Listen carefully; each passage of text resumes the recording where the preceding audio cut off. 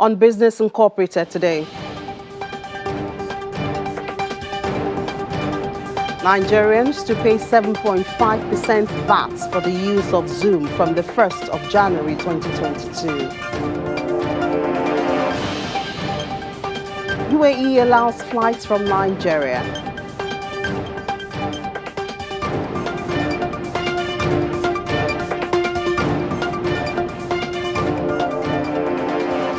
And Ghana gets 82.5 million euros grant for COVID-19 aid. Hello and welcome to the program. I'm Imi John Mekwa. Well, let's begin as usual with market numbers from Africa, where sentiments were mostly in the red at intraday. Nigeria's main index slipped from its Monday high, down 0.07%, while South Africa's index rose 0.42% at intraday. Egypt's EGX30 traded in the negative territory. Its index fell by 0.73%, while Nairobi Stock Exchange closed Monday's session in the green. In the Middle East now, mixed sentiments were observed at intraday. Abu Dhabi index fell by over 1%, while Dubai's index rose by almost 1%. Elsewhere, Saudi Arabia main index declined by 0.18%, while the Qatari index inched up by 0.58%, all at intraday. European stocks traded in the positive territory this morning, but sentiment remains cautious amid the continuing spread of Omicron COVID variants. Well, we have Chelsea joining us from Berlin now to give us more on this and other issues in Europe. European natural gas prices surged towards new records after Germany's new foreign minister expressed doubts about the approval of the new Russian gas pipeline Nord Stream. Well, Chelsea, do tell us, what kind of impact is this expected to have on EU energy security? Well, investors are clearly very worried about this development. The main European gas benchmark did jump by about 10% after those comments from Annalena Baerbock, the new German foreign minister. And you really have to consider the backdrop here. The EU is already very, very short on natural gas and has been for months. Prices have gone up 500% this year. That is an enormous increase. And as a result of that, electricity prices for consumers, for businesses have been surging as well.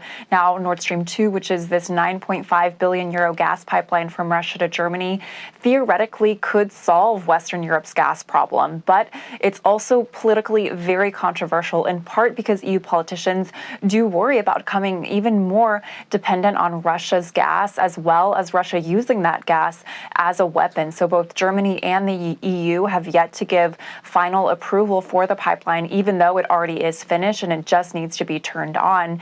And now we have Annalena Baerbock, which as a Green politician, she has already been very critical of this pipeline.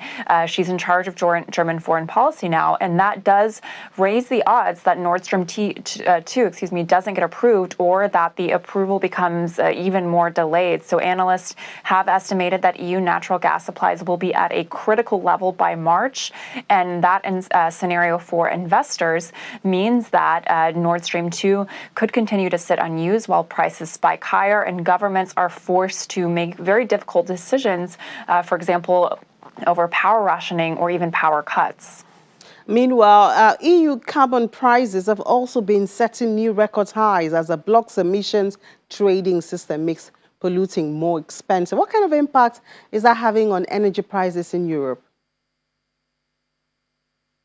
Well, to put it simply, it is making it more expensive to use fossil fuels. So basically, the way that this emissions trading system works is that it forces companies and certain industries, typically the most heavily polluting ones, to buy a permit for each ton of carbon that they emit. So right now, it costs around 80 euros to emit one of these tons of carbon. And that has gone up really dramatically this year, from about 30 euros per ton of carbon in January to the levels around 80 now. So if you're a company and you're burning coal or oil or even natural gas, it's getting more and more expensive to do that. So that has been a factor in Europe's energy prices increasing this year, but it's not the main one.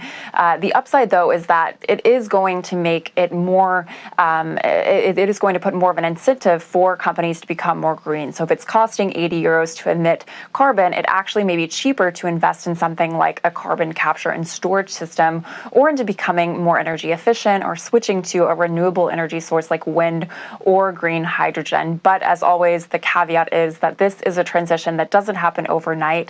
And analysts say it will probably take a few years before we see these carbon prices really forcing companies and economies to make that choice to move away from fossil fuels. And Germany's Volkswagen is planning to spend about 2 billion euros on a new battery hub in Germany. What are VW's plans for this growing battery business? Well, Volkswagen sees a really big profitable future in making batteries for electric vehicles. So it says now that it's going to create a standalone business for battery production, and it says it might at some point even list that company and it becomes its own, publicly traded company on a stock exchange.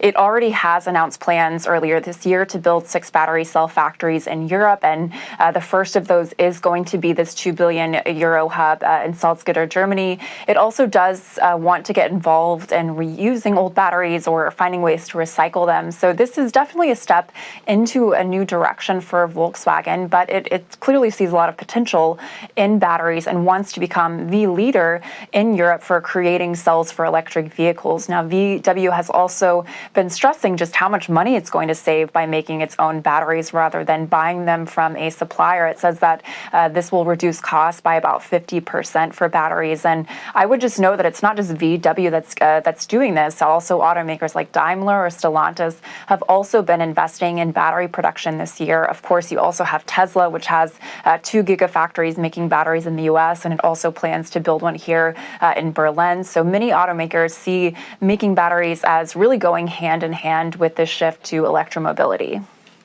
All right, Chelsea, thank you so much, and we do wish them the best, and we hope that it spreads to other parts of the world. Enjoy the rest of your day, Chelsea. So now, some good news from the UK. Unemployment dropped, and this is in spite of the end of the furlough scheme by the government in September, where we have Juliana joining us now from our studio to give us updates and explain some of this. Hello, Juliana. Good afternoon. Please tell us about this drop in spite of what seems like a whole lot of negative, happening in the economy, in the economic scene. Yeah, absolutely. Bit of strong data from the labour market. We're used to this now. It's been falling, this unemployment data, for the past few months. And in fact, this 4.2% that's come in for the month of October is the lowest level of unemployment in about 15 months. Much of this is due to a wave of part-time workers that have headed back into the market. They were the first to actually lose their jobs at the onset of the pandemic last March in 2020. So many of those young part-time workers were left without a role. But we know that the economy is slowly recovering. And as the economic recovery continues, lots of part-time workers have been back. So that's the good news. There are some concerns. The concerns are the growing amount of vacancies. I think I said this at the same time last month and the month before that. If you are a viewer watching in the UK, there's almost no excuse not to have a job at the moment because there are so many jobs on the market. In fact, there are a record number of vacancies, over 1.2 million. The only concern with this is that where are these specialised positions going to come from? A major talking point, particularly over the past couple of months, has been the shortage of HGV drivers. There is still a shortage. It is still taking a long time for supplies to get onto shelves and into production lines, and that is lots to do with Brexit. There is also a shortage of chefs and other specialised measures. But really, on a whole, this is great news. But because of the robust labour market, it has lent to some weighty decisions for the Bank of England Monetary Policy Committee when they meet on Thursday at Threadneedle Street to discuss what they are going to do with interest rates. If not for the onset of the Omicron variant, then certainly we could estimate that there would have been a rise. And talking about Omicron, the impacts of the Plan B seems to be hitting the hospitality sector. Yeah, absolutely. It is hitting the hospitality sector. They are, just about to recover from some of the lockdowns that they experienced this time last year. And again, a year later, they're going through the same issue. I think anybody living in the UK would have noticed that on Monday, when the new restrictions came in place, asking millions of workers to work from home, people did that. It's empty. This is Christmas party season. Lots of firms, big firms, organising huge parties. That's not happening anymore. There are going to be much smaller clusters. In fact, we have seen, well, according to the Financial Times, about 30% of Christmas parties that were due to take place have been cancelled. I believe that the hospitality party season is currently just running at 40% of what it was pre-pandemic in 2019. And this is a growing concern, especially because there are mullings that perhaps populist Prime Minister Boris Johnson will allow people in England to enjoy Christmas. But come January, we could be back into a lockdown. So as of today, as of now, as I'm talking, there are no restrictions on the hospitality sector in England. However, I believe the Mail Online are reporting that Nicola Sturgeon, the Scottish minister, is about to put some really strong restrictions in place there. Typically, when she moves, Boris Johnson follows soon after. So, no, it's not great. They're asking the government to try and put in a VAT relief of 5%. That's what it was dropped to during the lockdown, to try and give some major business rates relief and other financial remunerations that will see them through this really difficult period. And how is all this affecting the markets? Well, despite the doom and gloom, the FTSE is in good shape at intraday. It's held on to the losses from this morning. This is obviously to do with the data released by the Office for National Statistics today, showing that unemployment is at a historic economic international low of 4.2% in the UK this year. As I said, good time to get a job in Britain. The FTSE All Share is up 0.32%. The FTSE 100 is up by 0.44%, and the FTSE 250, that's up by 0.11%. In the currencies market, the British pound is up against the US dollar by 0.23%, though down against the euro by 0.02%, and up on the Japanese yen by 0.22%. Thank you. All right, Juliana, thank you so much. Enjoy the rest of your day. Thanks, Anna. So let's move to Asia now. Chinese stocks declined today, tracking other losses in Asia-Pacific markets as the Omicron variant returned to focus. Hong Kong's Hang Seng Index led the losses, tumbling 1.33% to close at over 23,000. Tech stocks dipped, with Alibaba down almost 2%, Tencent losing almost 2% also. JD tumbled 2.45%. The Hang Seng Tech Index was down over 2%. Shares of Chinese social media giant Weibo dropped more than 9% as China's cyberspace regulator says it has fined the firm's operator of 3 million yuan since its trading debut in Hong Kong last week. The stock has lost 10%. Mainland Chinese shares were also in the negative territory. The Shanghai Composite fell 0.53% to close at 3,661.53, while Shenzhen Components dipped 0.5% to over 15,000. Japan's Nikkei 225 lost 0.73% to close at over 28,000, while the Topix was down 0.22% to almost 2,000. Taiwan stakes fell nearly 1% to 17,599.37. South Korea's Kospi fell 0.46% to almost 3,000, with tech names in red. LG Electronics was down 4.1%. Australia's S&P AX 200 traded near flat to close at over 7,000. In the U.S., stock index features notched lower during morning trading today after the major averages started the week in the red as COVID Omicron fears hit sentiment. Futures contracts tied to the Dow Jones Industrial Average lost 58 points after being positive earlier. S&P 500 futures declined 0.3%, while Nasdaq 100 futures were off 0.6%. Tesla shares were among the biggest early droppers on the S&P 500. It fell 2.3% pre-market after the CEO announced that he has sold another $906.5 million in shares. Fellow automaker Ford also fell. It was down to 2.2% following news that by 2030, Toyota would be investing $35 billion into battery-powered electronic vehicles, a space where Ford has sought to establish itself as a leader. The market will get fresh inflation data today when November's producer price index number is reported. We'll take a break now. When we come back, we'll head straight to the African space commodities update and what's going on between Nigeria and the UAE. We'll give you the updates after the break. Do stay with us.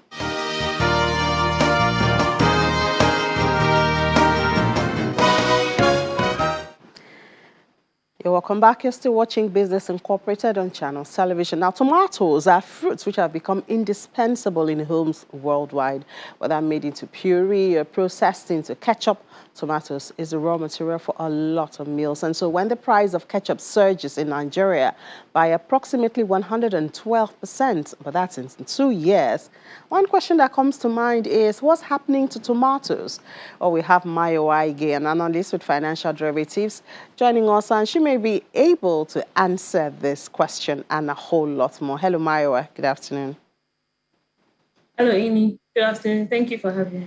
Good to have you. So ketchup doesn't seem like a very common consumable in Nigeria compared to, a whole lot of staple foods. So how do we explain, if the demand is not so high, how do we explain this increase in its price in 2 years, over 100%? Well, I think for us to explain the increase in the price of ketchup, now we first have to look at what's happening globally, right? In the US, ketchup prices rose about 18% in 2 years, right? And the reason for this is because there was a decline in production of most commodities during the year of the pandemic, and ketchup was not exempted from this, and it wasn't exempted from this, and also there's also rising production costs, which contributed to increasing the price of ketchup globally. And Nigeria, thinking of ketchup, yes, we have local producers of ketchup, but most of the ketchup consumed in Nigeria is imported.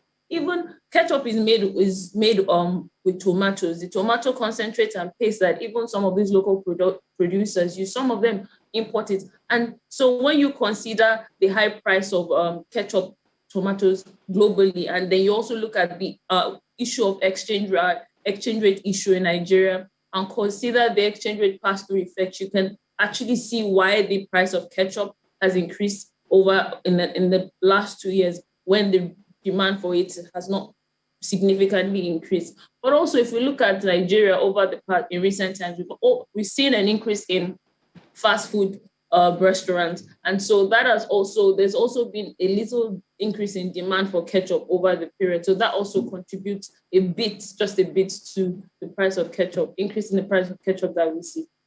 All right, so now talking about tomatoes, which is the sauce from which ketchup is made, how can Nigeria improve the tomato value chain in order to curb the issue of post-harvest losses, saying that an estimated 2.3 million tons of tomatoes are produced annually, and out of this, 45% is lost due to poor storage and handling practices? Well, tomato is highly perishable. It has a very short lifespan, shelf lifespan, and so we actually see where storage really comes in.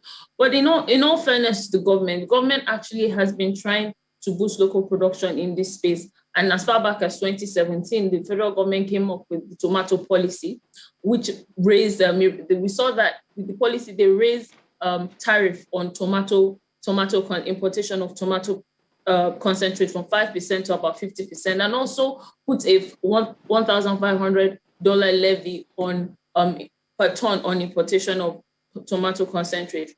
While this actually helped boost production, it didn't do much to curb post-harvest losses, and also it didn't really do much to increase the processing and value chain. And so when we look at what's the reason for this, we still have that post-harvest losses is a real issue. And some of the reasons responsible for this issue is, one, we'll go from the production. We actually have issues with we have issues of poor harvesting techniques from the farmers. Most of our farmers are small scale farmers, and they do not even know the right techniques to harvest tomatoes properly. And then two, we look at storage facilities. For tomato, we need cold storage facilities to preserve tomatoes, and we do not really have that in Nigeria. Also, considering that most of our farmers are small scale farmers, and so we need the federal government in partnership with the private sector need to actually come into the space to build cold storage facilities in major producing states of the nation. If we look at it, 70%, 75% of wastages actually happen at this stage. So this particular issue needs to be looked into. And also, we also need to consider things like the use of plastic crates. We have poor road networks, and then when tomato is being transported from the rural areas to the urban areas, a lot of wastages occur in this process. We can use plastic crates to reduce it. We can look at the case of India. India actually used plastic crates to reduce wastages in their nation. I think they succeeded in reducing wastages by about 75%. So Nigeria can actually take a leaf from India and implement all these techniques, and we will be able to reduce our post-harvest losses in the tomato space. So since we're talking about losses and storage, is there a need to talk about improving production of tomatoes when it seems we're not even making the most, of what we already have? Well, to be honest, we have done quite well in the production space, right? Even though we still have a supply-demand gap of about 700,000 metric tons of tomato, but in the production stage, we have actually done well to an extent. But then there are other factors, there are certain factors we need to consider. Like I mentioned, storage. Tomato is a perishable product. Most of our farmers are small-scale farmers, and they produce seasonally. So that's why you see during the dry season or immediately after the dry season, you see that we have surplus tomatoes and the prices of tomatoes is really low. But then during the rainy season, there's a shortage of tomatoes and then we have high prices. So we need to look at storage. If we can have good storage facilities around the nation, this seasonality will be dealt with. So we need to look at storage for one. Also, we also need to consider investing more in the agricultural extension service that we have. We need to revive that. Most of these farmers do not know the right harvesting techniques. So we need to get more people in that space to reach out to those farmers, educate them. All right, Mayowa. All right, thank you so much, Mayowa. Thank you for bringing up some light when it comes to tomatoes and the value chain. Enjoy the rest of your day. You too. All right, so moving on now, Zoom Video Communications Incorporated says that it will begin to charge 7.5% value-added tax on customers in Nigeria from the 1st of January 2022. The company said the additional charge is due to the new VAT policy in Nigeria. For customers with a sold-to address in Nigeria, Zoom will begin applying VAT to invoices and remitting the VAT collected through Zoom's VAT registration in Nigeria in accordance with the new rules relating to value-added tax for non-resident suppliers of electronically supplied services. Well, and talking about Nigeria, there have been some benefit, or there seem to have been some benefit from the diplomatic talks between Nigeria and the United Arab Emirates, as some flight activities have been observed from Nigeria. There, where we have to give us first-hand information, Mayowa Degoke, our correspondent in the UAE, joining us now. Hello, Mayowa. Good afternoon. Well, it's good evening here in Dubai, but of course, good afternoon to you. Yeah, sure. So what's the update? What's the updates with the flight situation between Nigeria and the UAE? As I'm sure you know, Ini, the internet was agog all through yesterday and even this morning about a UAE, alleged UAE imposed restriction on Nigerian passport holders traveling to the UAE. But I can confirm that Nigerians can actually travel to the country, because we do know that some flights came into the country, into the UAE rather, from Nigeria last night. We also know that, for instance, Kenyan Airways is also flying Nigerians to the UAE. Qatar Airways flew last night. So I can confirm that Nigerians can indeed fly to the UAE from Nigeria. So that puts, some peace around those allegations and rumors that we saw online yesterday. Yeah, that was really necessary. But are there extra checks put in place, to curb the spread of Omicron? Well, earlier this month, the UAE did confirm that we now have Omicron cases in the country, but a few measures just extra put in place. For instance, there's the Austin app, which is the COVID app in the country. So previously, to keep your pass green, so you've got the app. For instance, to get into certain organizations and government institutions, you will need to have your pass as green. And how do you get your pass green? It means that you have a valid PCR test. So previously, PCR tests would be valid for 30 days, especially if you're vaccinated. But for now, that's been reduced to 14 days. So you would need, residents, of course, would need to do PCR tests every 14 days to make sure that their pass is green. And the rules are a bit different depending on which Emirates you're in. For instance, in Dubai, it's not as stiff as it is in Abu Dhabi. For instance, in Abu Dhabi, for you to access malls, public places, government organizations, you will need to be vaccinated. You will need to have that PCR test done. So that's the situation we have here. Of course, they're also encouraging people to get a third shot, just so that immunity is up high and there's nothing to, as we say in Nigeria, shake you. So that's the situation we have over here. All right, Mayo, thank you so much for bringing us up to date. I mean, we really needed to clear the air on that because, like you said, the internet has been agog. Not just the internet, the media everywhere have been agog with what's going on, what the real situation is. Thank you so much, Mayo, and enjoy the rest of your evening. So that's it on the program. Thank you so much for being a part of it. I'm Ini John Mekwa.